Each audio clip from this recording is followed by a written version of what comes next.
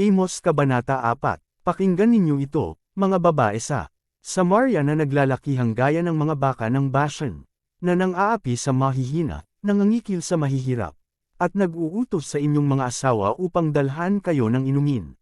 Ang Panginoong Yahweh ay banal, at kanyang ipinangako. Darating ang araw na kayo'y huhulihin ng pamungwit. Bawat isa sa inyo'y matutulad sa isdang nabingwit. Ilalabas kayo sa siwang ng pader, at kayo'y itatapon sa Harman. Ang pagmamatigas ng Israel, mga mamamayan ng Israel, sabi ng Panginoong Yahweh. Pumunta kayo sa Bethel at do'y gumawa ng kasalanan. Pumunta rin kayo sa Gilgal at dagdagan pa ang inyong mga kasalanan. Magdala kayo ng mga hayop na ihahandog tuwing umaga.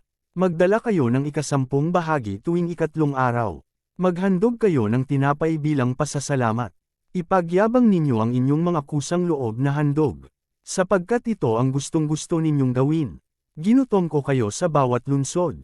Walang tinapay na makain sa bawat bayan. Gayon may hindi kayo nanambalik sa akin.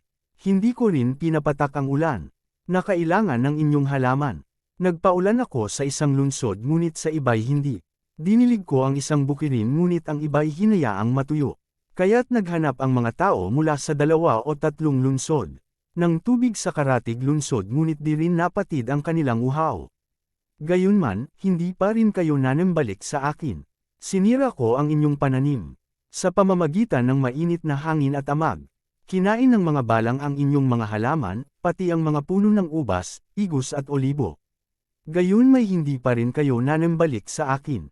Pinadalhan ko kayo ng salot tulad ng aking ginawa sa Ehipto. Pinatay ko sa digmaan ang inyong kabinataan.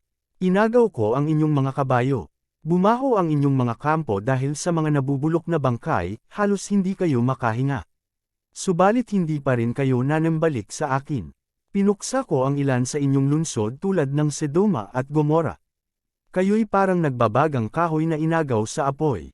Ngunit ayaw pa rin ninyong manumbalik sa akin, sabi ni Yahweh. Mga taga-Israel, gagawin ko ito sa inyo. Kaya humanda kayong humarap sa inyong Diyos. Siya ang lumikha ng mga bundok at ng hangin, at ang nagpapahayag sa mga tao ng kanyang kaisipan. Ginagawa niyang gabi ang araw. Siya ang naghahari sa buong sanlibutan. Yahweh, ang Diyos na makapangyarihan sa lahat ang kanyang pangalan.